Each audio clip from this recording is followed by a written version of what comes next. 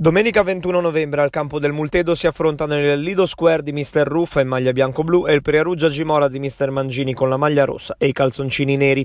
Dirige l'incontro il signor Emir Kargin, scena di fair play prima del fischio d'inizio con la foto tutti insieme, arbitro compreso. Poi si parte e segna al minuto 20 il numero 10 dei padroni di casa, Daniel Rossi, dopo la respinta del numero 12 ospite Botto, subentrato a Sciaccaluga in seguito a un infortunio.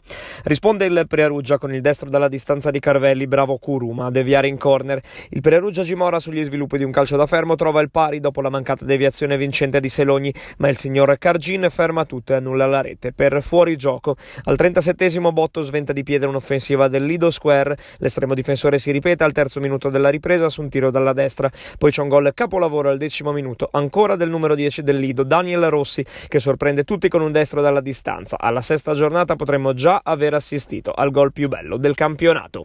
10 minuti più tardi ci prova Zinari, occasionissima che sfugge parzialmente alla videocamera, così come sfugge il gol dell'1-2 al Perugia a pochi secondi dalla fine, con Ghibaudi che manca di poco l'impatto con la sfera. Finisce 2-0 per i padroni di casa del Lido Square.